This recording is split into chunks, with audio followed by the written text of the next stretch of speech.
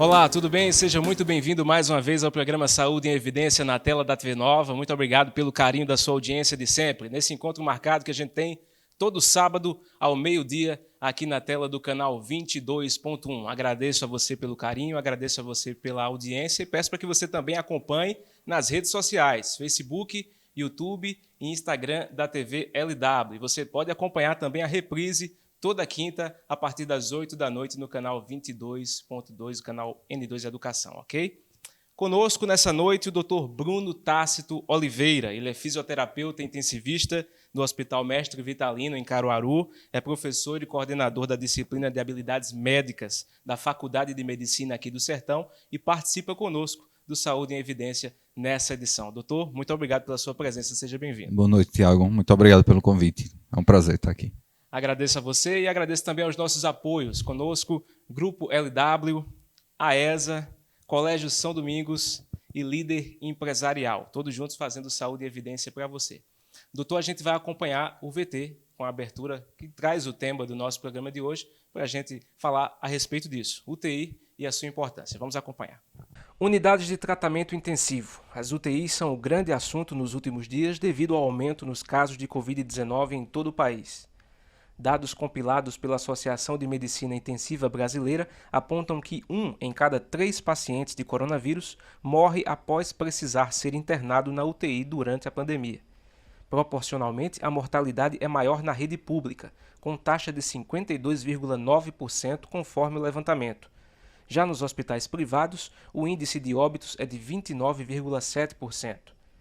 As informações sobre a mortalidade nos leitos de terapia intensiva constam na plataforma de UTIs brasileiras, com o objetivo de orientar gestores de saúde que reúne dados de 650 hospitais, o equivalente a cerca de 20% das unidades de terapia intensivas no país.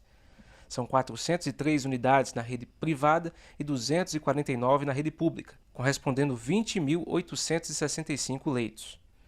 As redes de saúde em várias regiões já entraram em colapso com a falta de leitos ou remédios para intubação. Os governos correm contra o tempo para abrirem novos leitos em seus estados enquanto os casos se multiplicam. Recentemente, o Brasil atingiu pela primeira vez a marca de 4.000 mortos em apenas 24 horas pela Covid. No Saúde em Evidência de hoje, vamos falar sobre o que são as UTIs, de que são constituídas e a luta dos profissionais que trabalham na linha de frente neste setor. Doutor, mais uma vez, muito obrigado pela sua presença aqui conosco. O senhor conhece muito bem a respeito de UTIs, o senhor é intensivista e a gente tem falado muito a respeito desse tema, tem sido recorrente, UTIs lotadas, mais uma vez alta nos picos de Covid-19. Eu queria que o senhor comentasse um pouco a respeito do que a gente viu nesse VT de abertura, que apresentou um pouco dessa lotação e dessas dificuldades enfrentadas. Tiago, realmente é a realidade que a gente está vivenciando agora. Como o VT falou, o sistema de saúde está colapsado, a gente tem altas taxas de ocupação, cada vez mais novos leitos são abertos, mas seguem ocupando, né? Então a gente está tendo não só um aumento no número de mortes, como também um aumento no número de casos, né? E esses casos mais graves, eles precisam ser manejados em unidades mais complexas, com um cuidado maior, com uma equipe toda dedicada a esses pacientes. Então, há uma necessidade crescente por leitos de UTI, devido ao aumento do número de casos e da gravidade desses casos, né? Então, é por isso que a gente vem realmente enfrentando essa realidade de UTIs lotadas e sempre que abrem mais novos leitos, esses leitos também já têm ocupação quase certa, né? Assim que abre, a gente já tem pacientes para colocar nessas unidades. Falando sobre essa complexidade, doutor, como é constituída a UTI? Para que o nosso telespectador entenda o que é preciso, o que é necessário para que esses leitos funcionem, tanto pela questão de equipamentos, como também de pessoas, de material humano. A UTI é unidade de terapia intensiva, né? Então, é um espaço especial onde a gente coloca pacientes que precisam de cuidados intensivos, cuidados 24 horas, sem nenhuma pausa, né? Então, isso demanda de uma estrutura física, então a gente precisa respeitar normas que são pré-definidas pelo Ministério de Saúde, pela Anvisa, tanto em questões de dimensão quanto de equipamento. Então, um leito de UTI, basicamente, é a cama onde vai ficar o paciente e a gente tem alguns materiais ou alguns aparelhos que são anexos a esse. Então, tem, por exemplo, bombas de infusão, que são máquinas que contêm, que a gente programa para ficar infundindo ou administrando medicamentos de forma contínua. Então, é diferente, por exemplo, aquele paciente que está na enfermaria, que a enfermeira vai lá de tantas em tantas horas e administra um medicamento. Os pacientes de UTI, às vezes, eles precisam de medicamentos de uso contínuo, ou seja, às 24 horas do dia. E a gente programa essas bombas para ficar administrando de forma contínua e dosificada esses medicamentos, né? Além das bombas de infusão contínua, a gente precisa de uma rede de gases, né? Então, a maioria desses pacientes, principalmente os pacientes com COVID, eles precisam de alimentação de oxigênio. Então, para cada cama, para cada leito, é preciso uma rede ou uma fonte de oxigênio própria para esse leito, uma rede de vácuo, né, que pode aspirar. Então, esses pacientes que têm muita secreção pulmonar, né, que a gente precisa fazer a limpeza. Então, a gente precisa aspirar isso e isso tem que estar ali disponível na fonte. Então, geralmente, na cabeceira da cama, a gente tem uma régua com os gases, né, que é o oxigênio, o ar comprimido e o vácuo. E esse oxigênio e ar comprimido também eles alimentam um outro aparelho, que é o ventilador mecânico. E o ventilador mecânico ele é muito falado em UTI, porque a gente sempre escuta falar dos pacientes que estão em UTI e estão respirando artificialmente, né? Então, essa respiração artificial ela se dá através de um ventilador mecânico. Então, a gente dá um descanso ao sistema respiratório do nosso paciente, deixa o pulmão descansar, os músculos descansar, e a gente começa a controlar a respiração desse paciente de forma artificial por meio do ventilador mecânico. Então, isso é o básico assim, de um leito, né? Obviamente que dependendo da complexidade dos serviços que vão ser oferecidos nessa UTI, a gente pode ter outros recursos, né? Então, equipamento de raio-x, de tomografia, cirurgia, circulação extracorpórea, isso vai como escalonando, né? Eu posso aumentando a complexidade dependendo dos recursos que o hospital disponha, né? Mas minimamente a gente precisa dessa cama com as bombas de infusão contínua, os ventiladores e a régua. Isso sem falar na equipe técnica, né, nos profissionais que são necessários para atender a esse paciente que está internado na UTI. Falando sobre essa dificuldade, a gente vai ter a primeira participação no programa de hoje, que é do Dr. Breno Fernandes, que é diretor do Hospital Regional aqui de Arco Verde, e vai falar justamente sobre isso, doutor, sobre a aquisição de novos leitos e a dificuldade para se montar toda essa estrutura. Doutor Breno, seja bem-vindo ao nosso programa. Olá, Tiago e todos que acompanham o Saúde em Evidência. Os novos leitos de UTI eles já começaram a funcionar, acho que já há mais de 15 dias já, acho que uns 10 a 15 dias começaram a funcionar, e foi uma parceria nossa com a Secretaria de Saúde, né? Um pedido específico da Secretaria de Saúde, pela quantidade de pacientes que a gente estava recebendo aqui no hospital. Então, vimos a necessidade do aumento emergencial desses novos leitos de UTI, que no total agora temos 20 leitos de UTI exclusivos para a COVID, em que nós conseguimos montar toda a estrutura do hospital e, com o apoio da Secretaria de Saúde, todos os equipamentos vieram, como leitos, respiradores e monitores. A nossa grande dificuldade aqui no Sertão é conseguir o material humano para o trabalho. Então, a equipe nossa realmente deu muito trabalho para a gente conseguir. Não são poucos funcionários. A gente, pelo menos, temos que ter aqui, no mínimo, 50 pessoas trabalhando diretamente no setor de COVID, a cada 10 leitos que aumentamos. Então, aumenta-se tanto médico, fisioterapeuta, enfermeiro, pessoal da higienização, lavanderia, laboratório. Então, toda a estrutura do hospital é aumentada exponencialmente. Também é aumentada também a estrutura. Nós temos que ter repouso para todos, estrutura para todos, refeitório para todos. Então, isso aí foi uma luta muito grande nossa. Conseguimos. Estamos com os 20 leitos funcionando em operação total. E continuamos com a lotação máxima, né? 100% dos leitos ocupados, esses novos 20 leitos que abriram. A gente viu aí, né, doutor, a complexidade de se montar esses leitos de UTI. Eu queria que o senhor comentasse justamente sobre isso, sobre esse material humano, quais são os profissionais necessários e sobre essa dificuldade de encontrá-los. Tiago, o problema da UTI é que ela requer um profissional altamente capacitado, né? Então, a gente necessita pessoas que tenham a vivência e que tenham o conhecimento teórico e o domínio prático das habilidades que são necessárias para um bom desempenho nessa função. A gente tem pacientes que são muito delicados, então a gente precisa ter ali a melhor equipe, a equipe mais bem treinada possível, né? Então, exige, como o Dr. Breno falou, que se monte toda uma equipe, como eu tinha falado dessas normas que o Ministério determina, ela também determina a quantidade de profissional proporcional ao número de pacientes. Então, para cada certa quantidade de pacientes, é preciso um médico, um fisioterapeuta, um enfermeiro e técnicos de enfermagem, 24 horas. Ou seja, se eu coloco um paciente dentro da UTI, eu preciso ter essa equipe mínima ali às 24 horas, tá?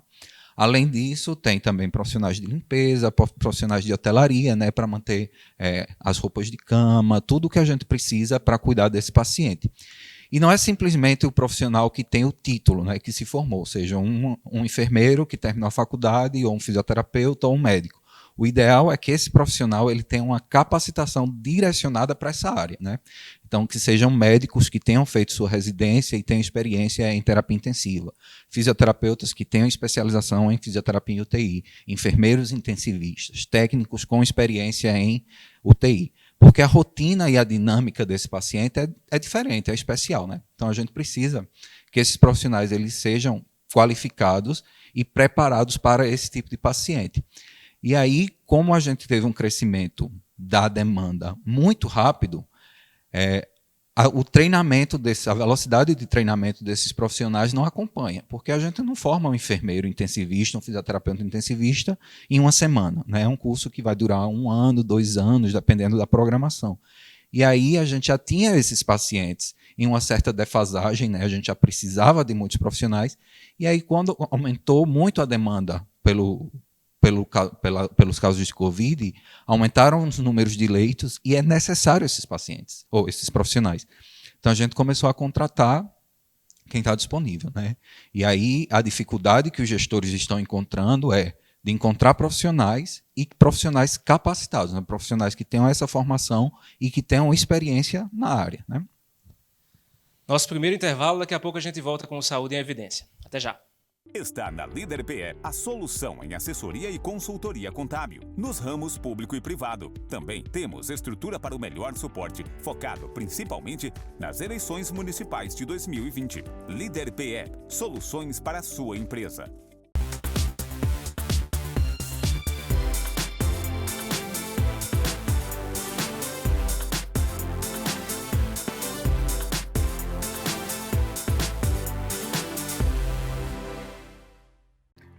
O LW Hotel se encontra de portas abertas. Estamos de volta, aguardando você, cliente, com toda a qualidade e carinho de sempre. Nossa equipe está preparada e seguindo todas as normas e recomendações do Ministério da Saúde. Entrada, recepção, quartos, todos devidamente higienizados com os procedimentos adequados para garantir a você uma estadia tranquila. Neste momento, a sua saúde e segurança são a nossa prioridade. LW Hotel, sinta-se em casa. Mais do que nunca, é preciso viver o presente, olhando para o futuro.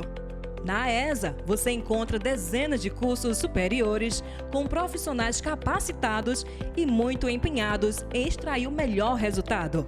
Sonhe alto e conte com a AESA para ajudar a realizar.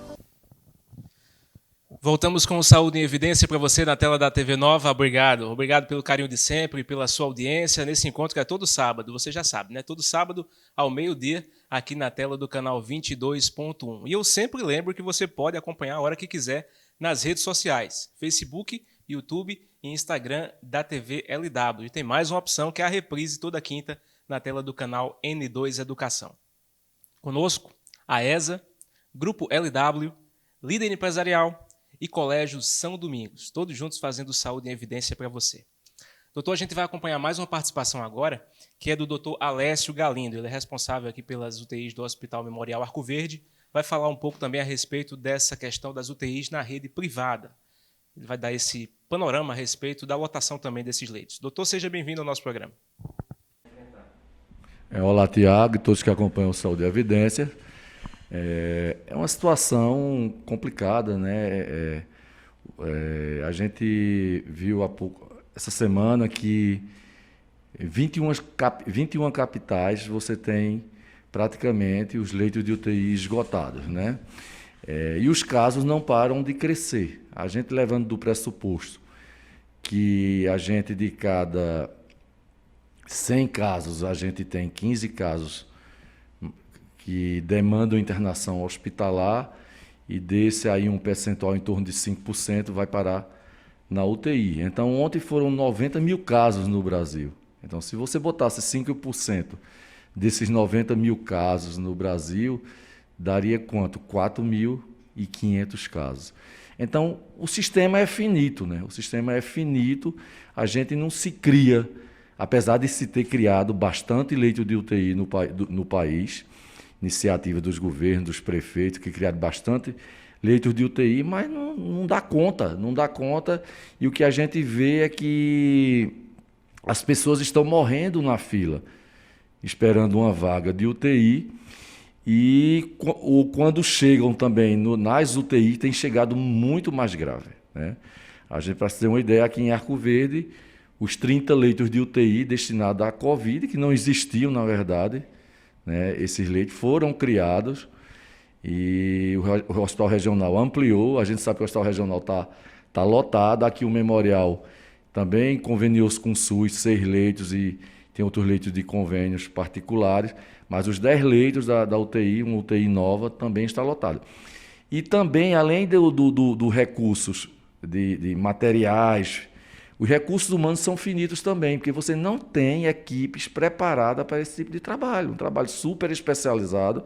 Então, a gente enfrenta no Brasil uma mortalidade que é muito variável em UTIs, né? Tem UTIs que tem mortalidade mais baixa, outra mortalidade mais alta, mas no geral, a mortalidade do Brasil em UTIs é alta, ou seja, de cada 3 pacientes que são entubados, geralmente 2 morrem, ou mais, né? Chega até 80%. Graças a Deus, a gente tem se saído bem nesse sentido, aqui em Arco Verde.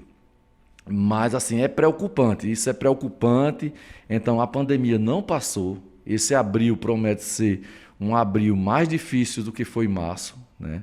Isso foi alertado há muito tempo, né? Isso vem sendo alertado por todas as autoridades, toda a autoridade de ciência, quem faz ciência, o Real College de Londres, o Consórcio do Nordeste, Dr. Nicolé, que é professor da Duke University, a Fiocruz, então vem alertando para isso. E o caminho teria sido um lockdown nacional, mas isso está fora de cogitação. A gente vê que as autoridades não vão partir para isso, e enquanto essa vacina não for ampliada, que pelo menos a gente tenha a noção que 60% a 70% da população esteja vacinada, a gente vai continuar sofrendo. E eu repito, os recursos de UTIs são finitos, e me parece que aquilo que a gente conversou, que essa nova cepa, além de ser mais transmissível, parece, a gente não pode afirmar. Eu estava vendo o Dr. Anthony Fauci dos Estados Unidos falando sobre isso, a gente não pode afirmar que ela é mais grave, mas que os casos que chegam para a gente atualmente são mais graves, são. Bem, doutor, eu queria que o senhor comentasse a respeito dessa fala do doutor Alessio e também sobre dados que eu vi recentemente, pesquisas que saíram com relação à mortalidade nos leitos de UTI, a diferença da questão dos leitos na rede particular para a rede pública.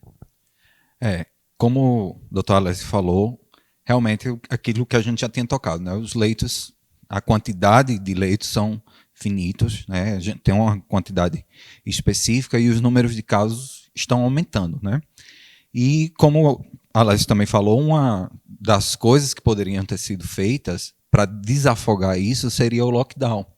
Então a gente precisa entender também que os leitos de UTI, a gente tem UTIs que são dedicadas à Covid, principalmente essas UTIs novas que foram abertas em hospitais de campanha com o direcionamento para a Covid, mas a gente não pode esquecer que a vida continua e as causas que levam os pacientes à UTI continuam acontecendo. Então, a gente continua tendo pacientes que infartam, pacientes que têm acidentes, pacientes que têm AVC e que precisam também de um leito de UTI, né?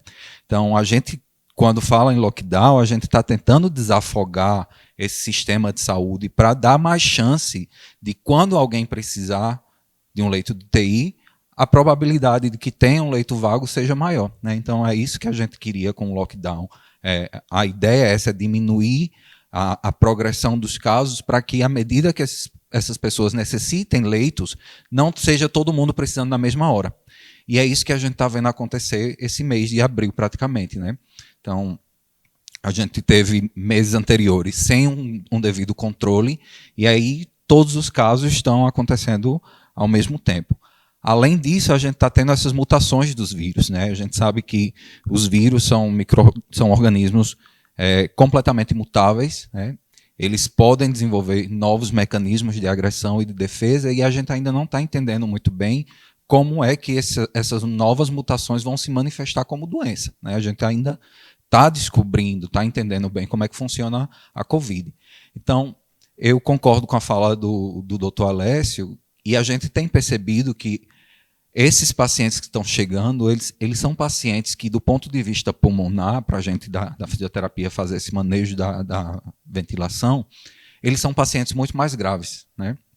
São pacientes que têm um comprometimento pulmonar mais extenso, e aí a gente fica se perguntando se realmente é porque esse vírus está mudando para uma forma mais agressiva, ou se é porque esse paciente demorou mais até chegar na UTI, porque ele ficou mais tempo na fila de espera, né? E enquanto ele estava esperando, o vírus estava lá atuando no pulmão dele.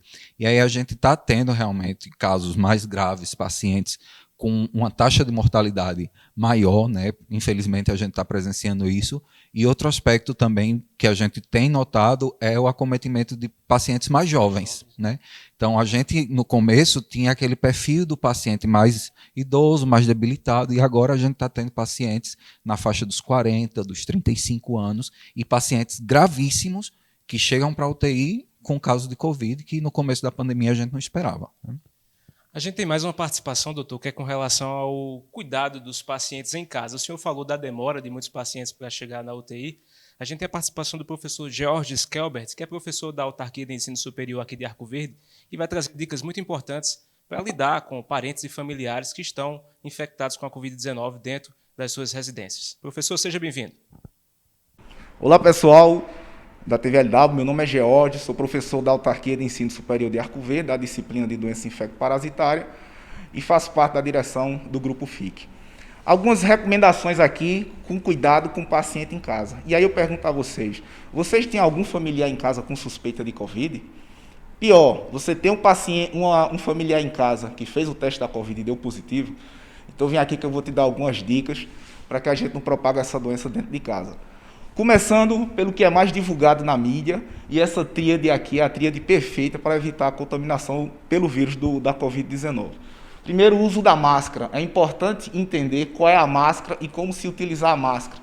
Lembrar que a maior fonte de contaminação do vírus é através do ar, mas as mãos é que mais propaga o vírus no meio ambiente. Ou seja, tocando a máscara ou a maneira que você pega a máscara. Que tipo de máscara utilizar? Máscara de pano de algodão ou pano de seda, que tenham duas fibras aí para estar isolando isso. Tem outras máscaras que são comercializadas, onde o tecido já é antiviral e antibacteriano, também é importante.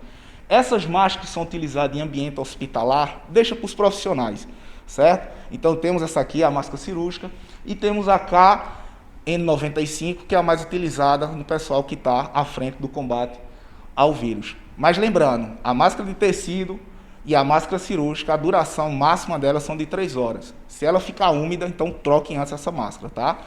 A segunda parte é a lavagem das mãos. E para a lavagem das mãos, eu vou mostrar a técnica bem rapidinho aqui com vocês, com a aluna nossa Vitória, que vai demonstrar para vocês a lavagem das mãos adequadamente. Tá, pode. Tá. Vamos, a aluna Vitória aqui vai demonstrar para vocês a lavagem da mão bem rapidinho. Então, usa o sabonete líquido, lava o dorso da mão, entre os dedos, a palma da mão, as unhas, dedo a dedo, e aí você finaliza essa limpeza lavando os punhos.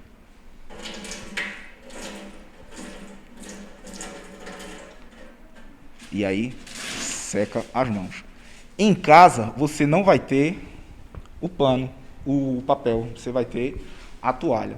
Cuidado na toalha. A toalha só deve ser tocada depois que você fizer a limpeza das mãos. Então, você faz a limpeza das mãos e aí você seca a mão na toalha. Assim, outra pessoa pode usar sem problema algum, porque sua mão já está limpa. Okay? Fazendo a lavagem adequada das mãos com água e sabão, lembrar que existe sabão bactericida e antiviral que vem do supermercado com preço acessível. Mas caso contrário, caso for usar outro sabonete, prefiro o sabonete líquido, tá? Para você não estar tocando naquela peça. Você também pode fazer a limpeza das mãos usando o álcool gel ou o álcool spray, passando nas mãos. Há uma solução que você pode preparar em casa, tanto para a limpeza também das mãos, mas a gente usa mais para fazer a limpeza da área, que é o uso da água sanitária. Água sanitária a 2%, que é o que vende no mercado. Você dilui aí 1 litro de água, você coloca aí um copinho de 200 a 250 ml de água sanitária e você já está com a solução perfeita para estar passando no ambiente. Deixa eu demonstrar aqui a vocês só como é que vocês vão passar isso em cima dos móveis. Você pode proceder também à limpeza das mãos usando o mais conhecido, o álcool gel. Lembrar que esse álcool tem que estar 70%. Você pode usar o gel, mas você pode usar também a solução líquida do gel para estar fazendo a limpeza. Ele também pode ser utilizado para estar fazendo limpeza de superfície. Lembrar que para limpeza de superfície você pode também estar utilizando a água sanitária, certo? Diluída naquela proporção de 200 a 250 ml para cada litro d'água. Lembrar que quando você jogar isso na superfície, a limpeza tem que ser feita de forma uniforme, ou seja, um sentido só. E aí você vira o pano que você está limpando, ou o papel, o ideal é fazer isso com papel, e faz no único sentido. Não é para estar esfregando para lá e para cá, não. Isso vai ser importante na hora que o paciente estiver em casa, porque a gente vai orientar ele a ele mesmo fazer a limpeza de parte do banheiro e das maçanetas, que eu vou mostrar ali para vocês agora. Continuando com essa tríade, agora vamos falar sobre o distanciamento. O que é considerado distanciamento? Distanciamento de 1 metro, certo? Aproximadamente. Mas se você está com uma pessoa em casa contaminada, é melhor você aumentar esse distanciamento. Deixe ele entre 1,5 metro a 2 metros. Eu vou mostrar aqui o cômodo, como é que tem que ficar dentro de casa e os cuidados que a gente tem que ter com esse paciente dentro de casa. Falamos sobre o uso da máscara, falamos sobre a lavagem das mãos e falamos sobre o distanciamento. Lembrar, o distanciamento para ser mantido em casa, o ideal é que fique entre 1,5 metro a 2 metros, tá? Vamos imaginar que você dentro de casa possui um cômodo em casa, o ideal seria isso, onde esse cômodo no quarto tenha também um banheiro. Esse será o local ideal para fazer o isolamento desse paciente. O paciente permanece no quarto, o ideal é que esse quarto, se tiver janela, que ela permaneça aberta, para o quarto continuar arejado. E o paciente, ele mesmo, pega a roupa dele durante o dia e coloca dentro de um saco plástico. O ideal também é ele trocar o forro da cama todo dia e fazer isso no saco plástico. Essa roupa pode ser lavada junto com as outras roupas da casa na máquina de lavar, não tem problema. Se for lavado no tanque, a pessoa que vai manipular o pano é que tem que ter cuidado e não estar tocando nessa roupa contaminada e estar levando a mão aos olhos. Lembrar que o vírus a gente pega através do ar e a gente pega através de mucosa. Quais as mucosas? Principalmente a objetiva, os olhos, colocando a mão na boca, e aí você com a mão contaminada, coçando o olho, ou pegando alguma coisa e colocando na boca, é onde você também se contamina com o vírus. Então tem que ter todo esse cuidado em casa. O paciente, ele tira a roupa dele, coloca no saco plástico, ele também tira o forro da cama dele, coloca no saco plástico para ser lavado diariamente. No banheiro, assim que ele utilizar o banheiro, lembrar que também tem presença do vírus na urina e nas fezes. O ideal é que ele faça a limpeza com aquela solução de água sanitária que eu falei para vocês, de uma forma contínua no banheiro onde ele usa, o vaso sanitário, a porta do box e a maçaneta das portas, seja a maçaneta interna do quarto ou a maçaneta fora do quarto. E que ele permaneça aqui, em média, 14 dias, que é o período que a gente quer que o paciente fique para cumprir a quarentena. Se no quarto não tiver televisão e ele precisa falar com os outros membros da casa, que ninguém sente no mesmo sofá que ele, que manter essa distância, ele sentando em outro sofá para assistir a TV. Se puder colocar a TV no quarto, melhor ainda. Com relação à alimentação, o ideal é que a comida seja levada para o quarto. Caso ele tenha que ir para a cozinha, que ele se alimente na mesa só e que faça o prato dele, já entregue o prato pronto. Porque uma das coisas aqui da Covid é a gente separar o que a gente chama de fômites. O que é fômites? São objetos de uso pessoal, escova de dente, o copo e o talher e o prato que ele vai utilizar, certo? Para evitar a disseminação. Se você estiver numa casa que só tem um cômodo, o ideal é que esses membros da família, e a grande maioria, vá para outro local. Porque não tem como fazer o distanciamento numa casa com um único cômodo. Mas aí tem outro detalhe. Mandar essa pessoa que está aqui junto com esse paciente que descobriu o Covid há pouco tempo para a casa de quem? Então, assim, tem que ser uma conversa com a Secretaria Municipal de Saúde para saber se eu não estou mandando um membro familiar para uma casa já contaminada. Ok, pessoal? Bem, doutor, dicas importantíssimas, né, para esses cuidados com relação ao paciente em casa. Como o Jorge falou, realmente essas dicas são dicas de ouro, né? Então, manter a higiene das mãos a partir da lavagem das mãos com a técnica correta. A gente viu aí no vídeo, a aluna demonstrou rapidinho, né, cada uma das etapas, mas é importante a gente mencionar que a lavagem de mão ela tem que ser bem feita, né? Então não é somente colocar a mão debaixo da água, passei sabão e tá pronto. A gente tem que respeitar essa técnica, lavar bem no tempo que for preciso para se assegurar de que esse vírus está sendo eliminado da minha mão, né? E não podendo lavar a mão, a gente usa o álcool em gel. Então, o ideal é que a gente recomende sempre a lavagem constante das mãos, né? Nas UTIs tem todo um cuidado também com essa limpeza, né, doutor? Tem sim. A gente sempre faz o procedimento de lavagem das mãos antes e depois da atenção e de procedimento de cada paciente. Então, se eu vou para o paciente do leito 1, antes de atendê-lo, eu lavo as mãos, me paramento, coloco minhas luvas, faço os procedimentos que sejam necessários, retiro essa luva, descarto no local apropriado, né, no lixo apropriado, e lavo as mãos depois. Isso garante que eu não esteja levando contaminação cruzada, ou seja, quando eu vá atender o paciente do leito 2, eu não estou levando bactérias e vírus do meu paciente do leito 1. Então, todos os profissionais eles fazem essa rotina de lavar as mãos antes de atender, utilizar a paramentação adequada, né, os equipamentos de proteção e fazer a lavagem das mãos depois, né? A gente também usa o equipamento de proteção, né, as máscaras, isso tanto para me proteger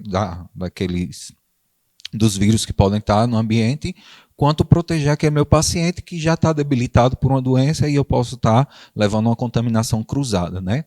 E como outra medida importante que Jorge falou é o distanciamento. Então, aqui a gente está tendo uma conversa, mas está respeitando o distanciamento mínimo de 1 metro, porque esse vírus ele se propaga nessas gotas de ar que a gente expele quando está falando, quando tosse, quando espirra, né? E uma forma de minimizar isso é manter a distância e o uso da máscara. Então, a gente sempre fala no uso da máscara, a gente reforça o uso da máscara e a gente continua vendo a população aglomerando, né, em pequenos grupos de amigos, de parentes, de conhecidos e não utilizando a máscara, né?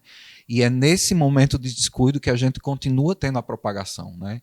Então, a gente vê pessoas praticando atividade física, na rua vão e estão sem máscara, né? Então, é importante a gente continuar batendo nessa tecla, reforçando de que a gente tem que usar máscara, porque não é só me proteger, é uma medida de proteção coletiva. Então, eu posso, no começo, ainda não estar manifestando os sintomas. A gente sabe que alguns pacientes têm uma doença muito leve, não têm sintomas, e aí eu estou saindo, conversando com alguns amigos e estou sem máscara, né? E aí eu posso estar contaminando uma pessoa que não vai ter necessariamente a mesma sorte que eu e vai desenvolver o quadro grave. Então é importante a gente continuar batendo na tecla e reforçando que é indispensável o uso da máscara, mesmo em pequenos grupos, né? Respeitar o distanciamento social e, se possível, ficar em casa e conviver, né, só com aquelas pessoas. No caso das pessoas que já têm um paciente com Covid, nem todos os pacientes vão para o hospital, né, então aqueles casos mais leves, eles podem ficar em casa, sendo vigiados e cuidados. E aí uma dica que Jorge falou e que os estudos já estão comprovando é que é muito importante manter esse ambiente bem arejado. Então, o quarto que essa pessoa vai ficar precisa estar com circulação de vento, né? Então é preciso que esse ar se renove para que ali não vire um acúmulo de carga viral, né, de vírus, e que isso possa infectar outras pessoas da casa também. Lembrar para você, nosso telespectador, que a gente está sem máscara aqui para que o áudio chegue com mais qualidade para você, mas os microfones foram higienizados e, como o doutor falou, a gente está aqui respeitando o distanciamento e toda a nossa equipe está usando as máscaras aqui nos bastidores. Mais um intervalo, daqui a pouquinho a gente volta com o Saúde em Evidência. Até já. Está na Líder PE a solução em assessoria e consultoria contábil, nos ramos público e privado. Também temos estrutura para o melhor suporte, focado principalmente nas eleições municipais de 2020. Líder PE, soluções para a sua empresa.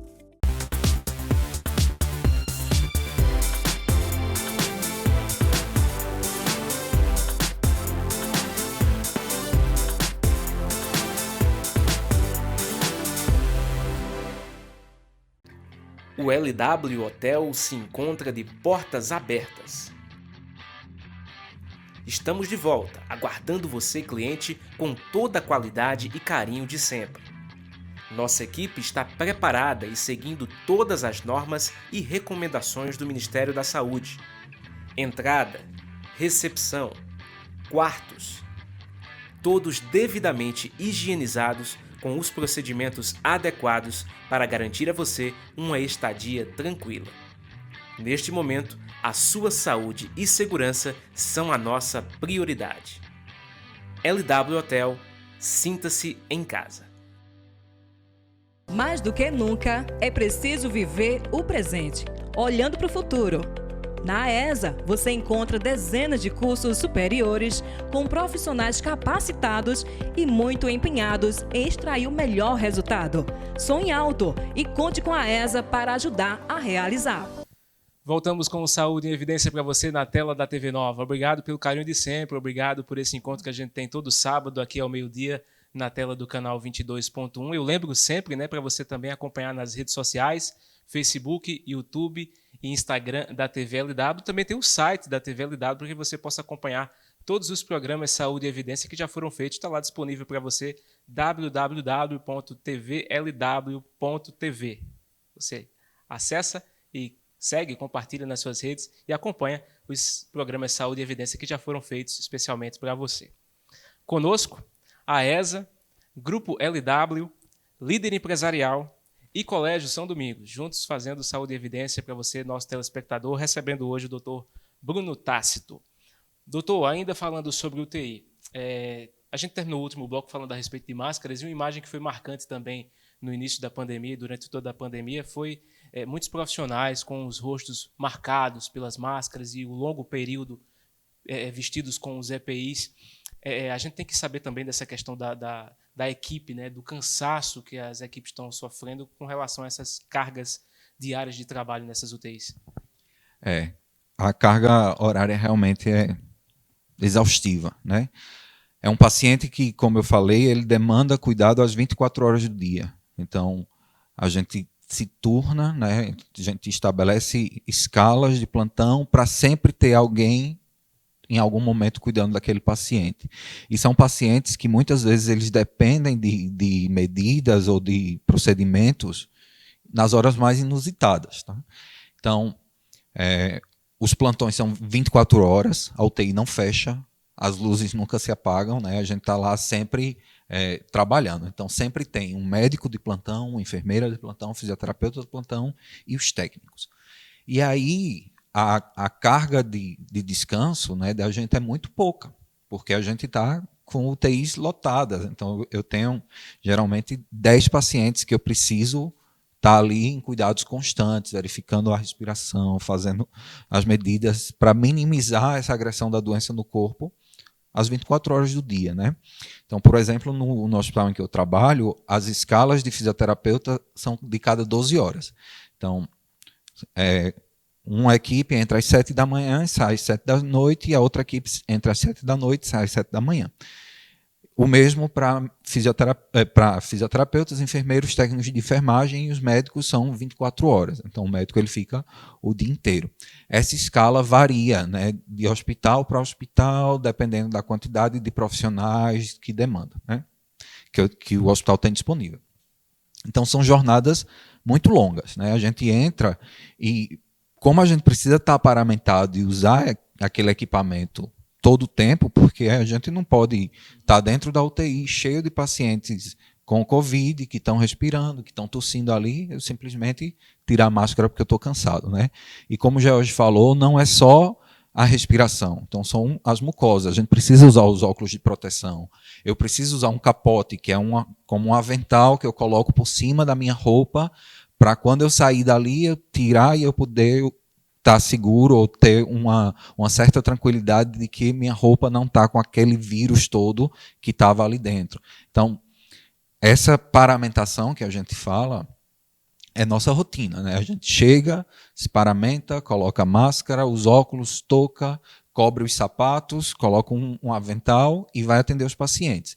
E enquanto a gente está ali, a gente tem que estar usando essa proteção, né? Porque a gente tem que se cuidar, até porque quando a gente sair dali, a gente vai tirar toda essa roupa, toda essa paramentação e deixar para não levar vírus para nossas casas. A Né? gente viu também, doutor, que algumas pesquisas e alguns dados disseram que grande parte dos trabalhadores se infectavam justamente na hora de se desparamentar, não é isso? A paramentação a gente tem todo o cuidado, né? Existe a técnica de paramentação, a sequência correta, né, para a gente se paramentar. Todo profissional que vai trabalhar em unidade de Covid, ele deve receber esse treinamento, né? E aí a gente também tem a desparamentação, que também tem um certo cuidado. Porque tudo aquilo que eu estou vestindo está contaminado, né? Então está com vírus. E aí, quando eu pego o avental, por exemplo, se eu arranco ele, quando eu solto e puxo, eu estou liberando partículas de vírus, né? Então a touca que eu usei, se eu solto, eu posso contaminar meu cabelo e às vezes as mulheres pegam o cabelo, pega no rosto, né? Ou então o óculos, a gente pode contaminar também pela mucosa do olho, né? E aí tudo isso exige um cuidado. E houve muitos casos, porque a gente tem todo o cuidado na paramentação, né? E a desparamentação também é um momento muito crítico. A gente tem que ter muito cuidado nessa técnica, em tirar tudo na sequência correta, desprezar, né, ou jogar no lixo que corresponde para proteger também os outros membros da equipe, porque está tudo contaminado ali. E a gente está fazendo isso geralmente no final de uma jornada de trabalho, onde a gente já está cansado, já está muito tempo com aquilo. A máscara ela tem que estar bem vedada, né? Bem acoplada, porque para o ar não entrar e minimizar essas partículas que eu estou respirando. Então ela tem que estar bem acoplada, é por isso que a gente via as marcas, né, no rosto dos profissionais. Os óculos também tem que estar bem acoplado. Então tudo isso machuca a pele e aí às vezes a gente está tão cansado no final da jornada que acaba se descuidando, né, desse momento que é um momento crítico na retirada desses equipamentos de proteção. O senhor falou sobre a equipe e sobre essa questão também da psicológico afetado, né? Nós temos a participação do Dr. Pedro Gabriel, psicanalista, sempre participa conosco, manda sua mensagem lá do Recife e participa conosco aqui com mensagens maravilhosas. Vou chamar o Dr. Pedro para participar com a gente. Doutor, seja bem-vindo ao nosso programa mais uma vez. Olá, Tiago. Olá, ouvintes da TV LW, da TV Nova Nordeste, afiliada da TV Cultura. Tiago, um poeta já disse que o amor reside vizinho de onde mora a dor. Que afirmação estranha para os nossos ouvidos, nós que estamos acostumados a entender o amor como uma força de vida, como uma espécie de veludo de doçura que recobre e dá novo sentido a todas as coisas. Como o amor pode ser tributário da dor? Explica o poeta que é muitas vezes na experiência da dor, da doença, da partida, da lamentável morte, que descobrimos ou redescobrimos aqueles a quem amamos.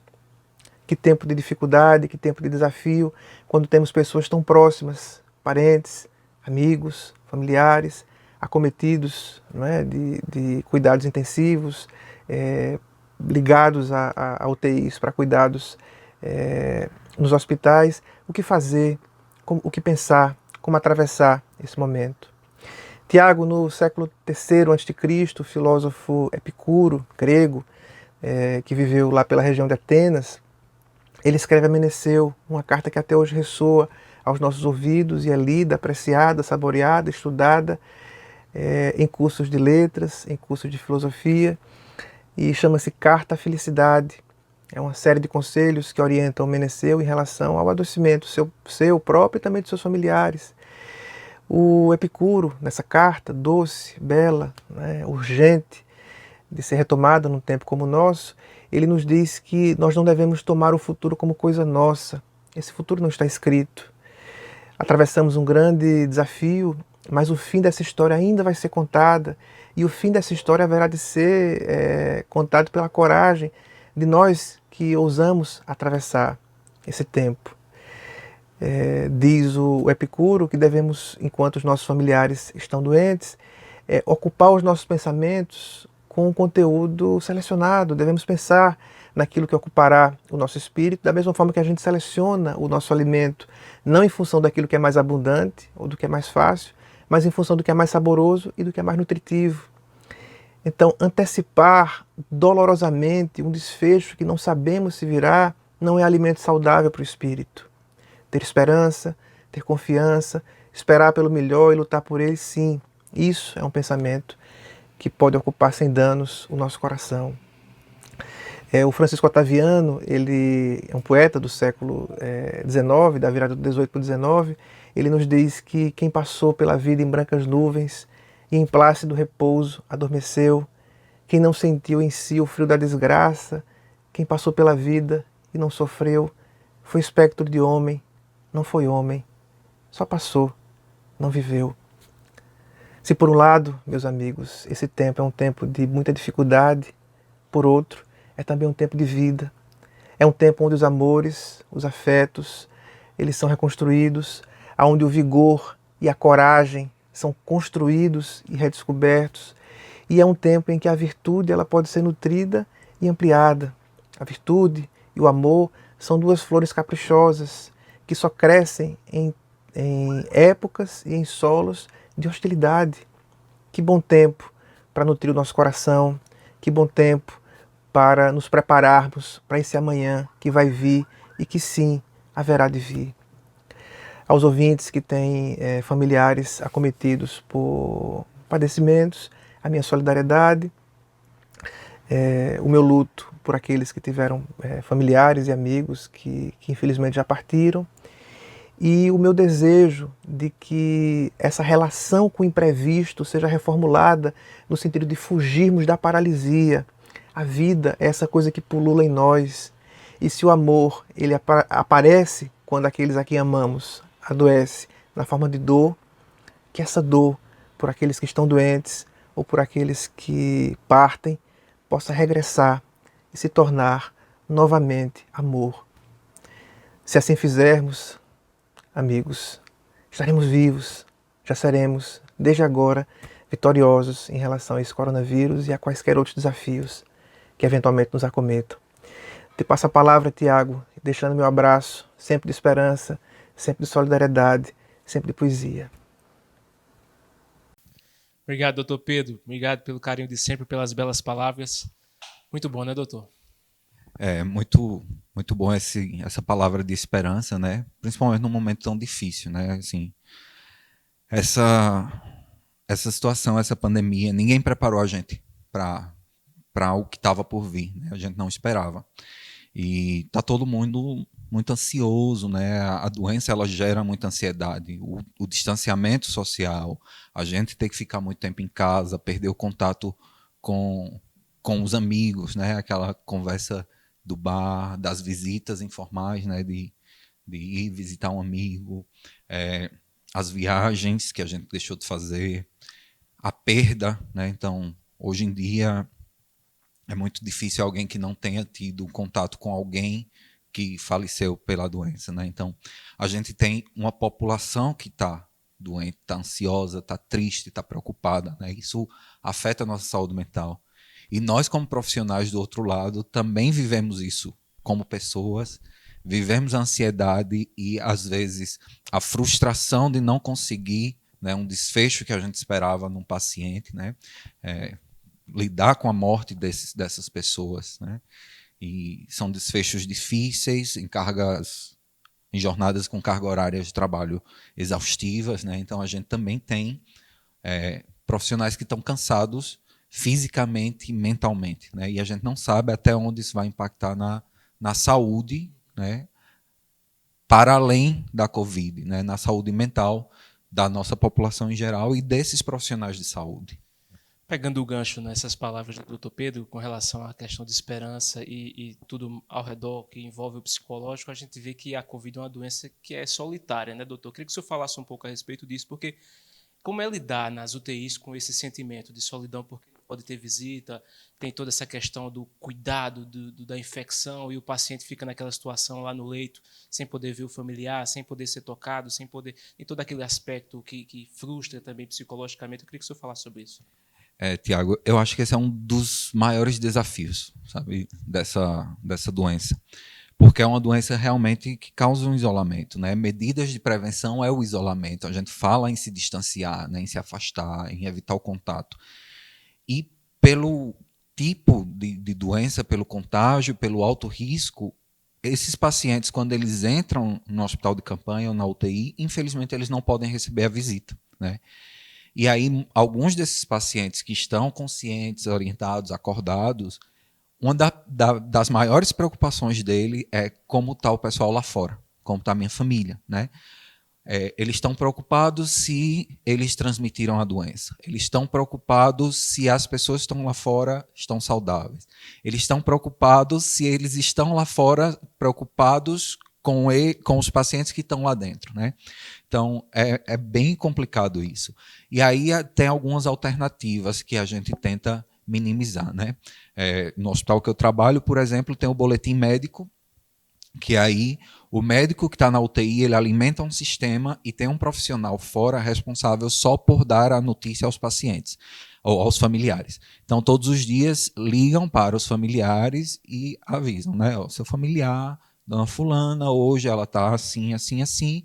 E aí quem está do lado de fora tem um pouco da noção do que está acontecendo, né? E pode ir entendendo se aquele familiar está melhorando, que é o que a gente espera, ou infelizmente está cursando com um quadro que está piorando, está ficando mais grave, né?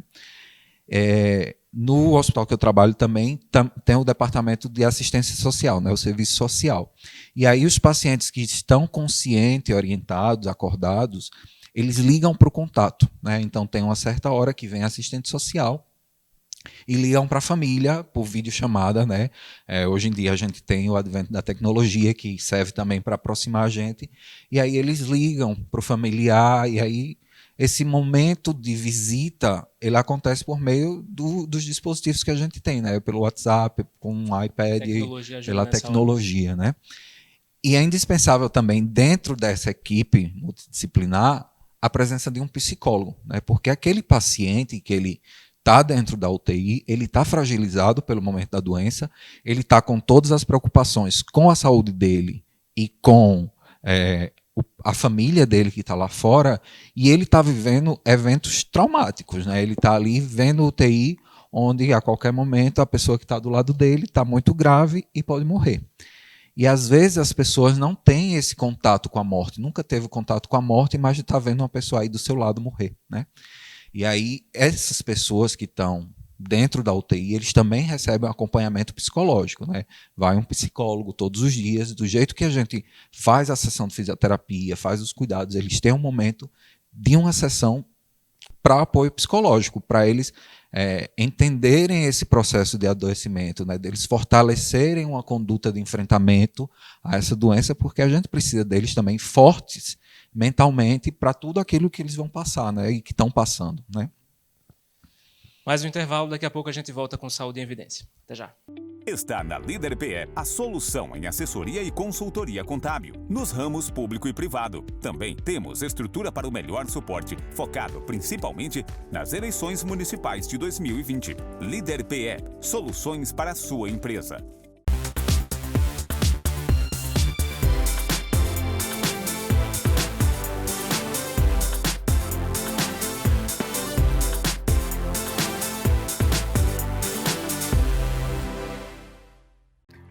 O LW Hotel se encontra de portas abertas. Estamos de volta, aguardando você, cliente, com toda a qualidade e carinho de sempre. Nossa equipe está preparada e seguindo todas as normas e recomendações do Ministério da Saúde. Entrada, recepção, quartos, todos devidamente higienizados com os procedimentos adequados para garantir a você uma estadia tranquila.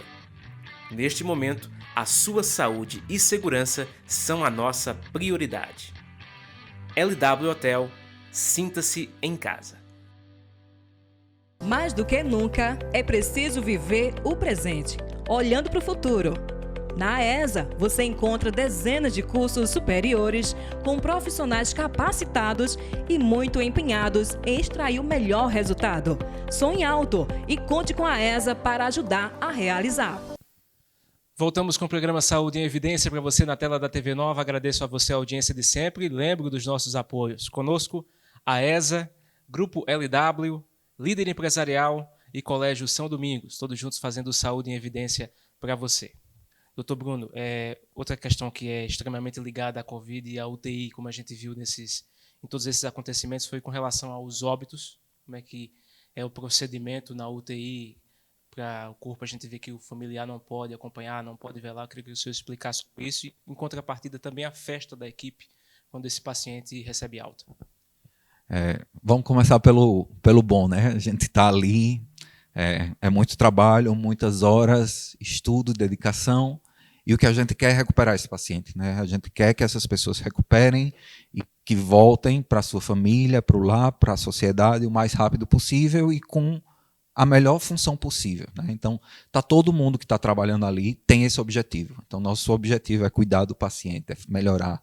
A gente entende que aquela pessoa é o parente, é o filho, é o irmão de alguém, né? É o amor da vida de alguém, então a gente se dedica pensando nisso.